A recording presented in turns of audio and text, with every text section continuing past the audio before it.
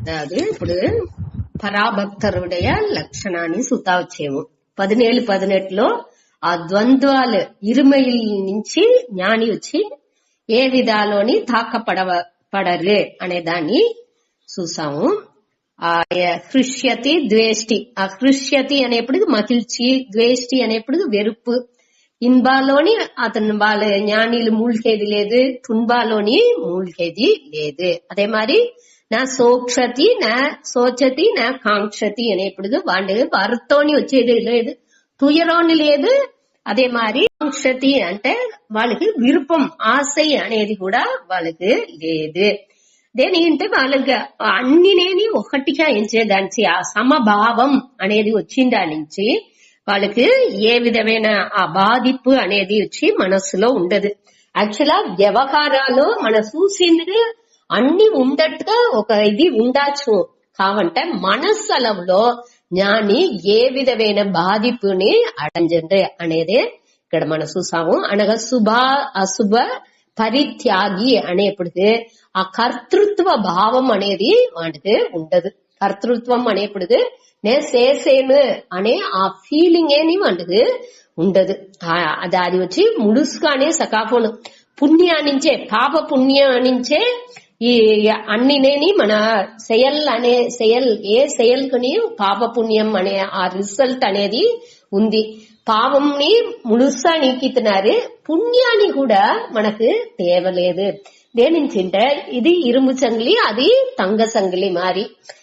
పాపం అనేది ఇరుంబు సంగిలి మారి దానించి బంధపడుతూ, పుణ్యం కూడా తంగ సంగిలి మారి అది దానించి బంధం అనేది వచ్చును అనే దానించి అది ఒక మనకు వచ్చి ఇన్బాని ఇచ్చే మూలంగా మనకు ఇంకోతర పాపానికి బలివచ్చును. దాని నుంచి ఈ జ్ఞాని వచ్చి ఏం చేసింది, రెండు కర్తృత్వం అనే భావనే లేకుండా ఉంటే ఈ పాప పుణ్యం అనేది వాళ్ళకి చేరదు అనేది దీనిలో చూసాము. శుభాశుభ పరిత్యాగి ఏ సెయల్ నుంచి వాళ్ళకి ఏ విధమైన ఆ బంధం అనేది రాదు. అట్ట ఉండే భక్తిమాన్ వచ్చి నాకు ఉద్ద ప్రియమానవన్ అనేదాన్ని 17లో చూసాము. 18లో వాళ్ళు సత్ర పகைவன்తోని సరి నన్బన్తోని సరి అనక మాన అవమానాలోని కూడా అన్నిలోని సమంగా ఫీల్ చేసినాం. యాక్చువల్గా మాన అవమానం అనేప్పటికి ఒకరు మనని రిసీవ్ చేసేప్పటికి అనగా వాళ్ళ సెయల్ మూలంగా మనకి ఒక మా అవమానం ఇచ్చేదో లేకపోతే పుగళ్ళని పోట్రి చెప్పేదో బాగా రిసీవ్ చేసేదాని నుంచి మనకు ఒక మనసులో సంతోషం వచ్చేది అటాదింతా కూడా ఈ జ్ఞానికి ఉండదు. ఏది అన్నిని సమంగా ఎత్తుకునే ఆ టెండెన్సీ అతనికి ఉన్నాం. అదే మాది శీత ఉష్ణ సుఖ దుఃఖేషు సమహ. కుளிர்ச்சி ఉంటనాலும் అనగా వెప్పం ఉంటనాலும் సుఖం ఉంటనాலும் దుఃఖం ఉంటనాலும் అన్నిలోని మనసు సమంగా పట్టున్నా అన్నినేని ఎన్నా నుంచే వస్తుంది అనే దాన్ని క్లియర్ గా పురించుకుని దాని స్వభావాలు అది ఉంది. శీతం కుளிర్ச்சி అనేప్పుడు దానికి ఆ కుளிர்ச்சி అనే స్వభావం అది అట అనేప్పుడు దాని ఎట్ట మన దాన్ని ప్రొటెక్ట్ చేయాలనో ఈ ఒళ్ళు వచ్చి కుளிர்ச்சி నుంచి అఫెక్ట్ అవుతుంది అంటే దాని ఉంటే పాదుగాపుని ఒళ్ళు చేసుకునే తవర కుளிர்ச்சி నుంచి అయ్యో ఉష్ణంగా ఉంది ఆ కుளிர்ச்சிగా ఉంది అట్ట అనేసి దానికోసం మనసుని బాధలు పెట్టుకోండి. దానికి ఏమి ప్రొటెక్షన్ చేయాలనో ఏం పాదుగాపు చేయాలనో దాన్ని చేసుకునే తవర దానికోసం భర్త పడుకుంటానో లేకపోతే పులంబుకుంటానో ఉండద్దు అనేదే ఇక్కడ చెప్పేది. అయ్యో ఎండ ఉంది అనేసి పొలంబగానే ఎండ పోబోతుందా, అది లేదు. దాన్ని పురించుకుని దల్లోండి విడుబడితున్నాడు. అదే మరి సంఘ వివర్జిత అనేప్పుడు ఆ శోభణ అధ్యాసం అనేదాన్ని చూసాము. ఏ దిల్లోని చేతన వస్తుగా ఉంటున్నాను అచేతన వస్తుగా ఉంటున్నాను అన్నిలోని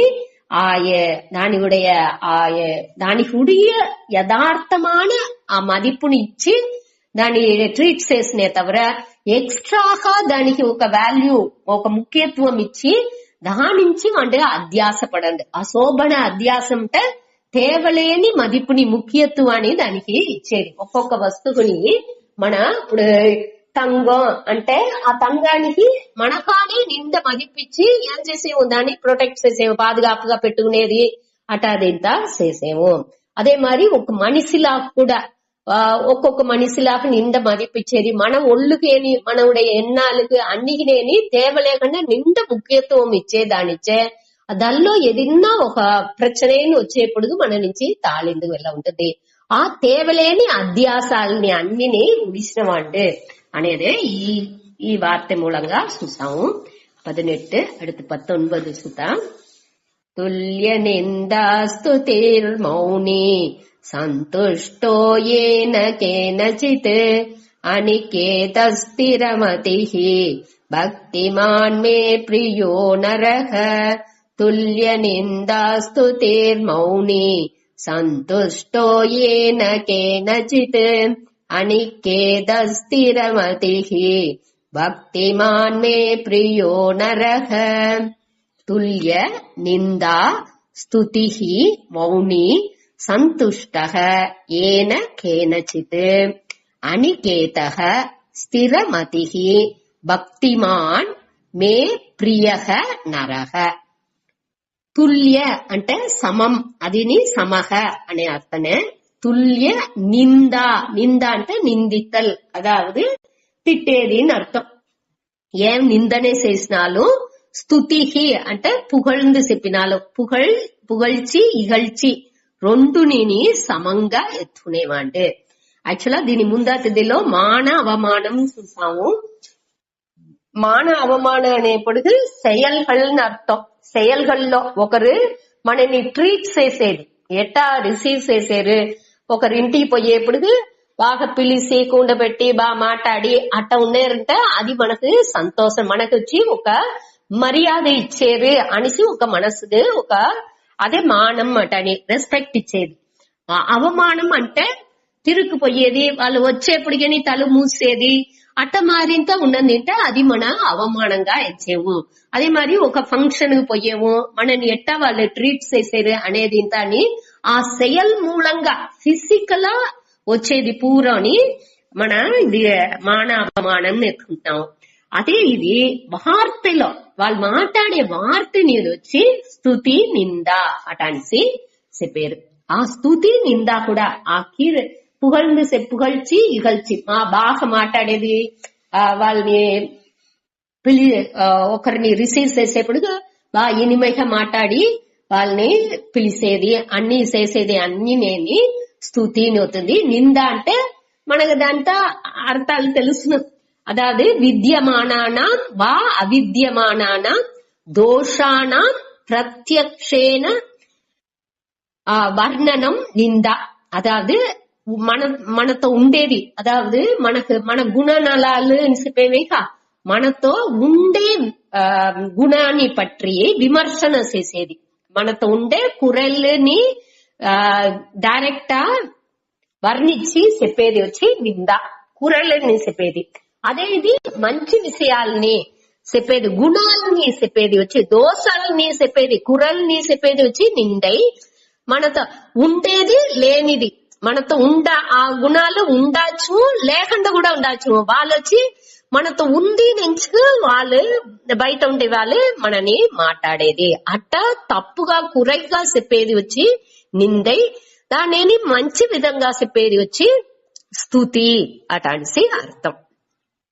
ఇలా వచ్చి ఉండేదాన్ని చెప్తే మనం అక్సెప్ట్ చేసుకుంటాము, లేని దానితో చెబితే ఎట్టా అక్సెప్ట్ చేసిందలో అనేది మనకి అది ఒక కేள்విగా ఉంది. అంటే జ్ఞానిని పొరతలవు దానిని ఎత్తుకుంటారు. దేనికి ఎట్టా వాళ్ళ నుంచి ఎత్తుకుంటూ వెళ్ళవుతుంది అంటే ఇంకొకరు వచ్చి అది పురించకుండా చేసేరు, వాళ్ళకి మనని పట్ల తెలాలా అనే దాని వాళ్ళ స్వభావం పడి వాళ్ళు మాట్లాడేరు అనేది పురించుకుని దానింతా వాళ్ళు ఎత్తుకునేది లేదు. ఆ స్తుతి వచ్చేప్పటికి ఆ స్తుతి అనేది వచ్చి మధుని విడ మయకాన్ని ఇచ్చే తన్మై ఉందిట. ఆయా అట్ట ఉండేది మయక ఇత్తనాలు కూడా ఈ దవం ముయర్చి దీనించే మనకు ఆ ఆశ వాళ్ళు అసాధారణ దవం ముయర్చి అదింత చేసేదానిచే ఇట మారింత తవులింది అనేదాన్ని పురించుకుని దాని తని సట్టనే చెయ్యరు. ఒక ఈ ఉళైపు ఉండిన దాని నుంచే ఇది తగులింది అనే దాన్ని బాగా మనసులో ఎత్తుకుంటే దాని నుంచి వాళ్ళు వచ్చి ఈ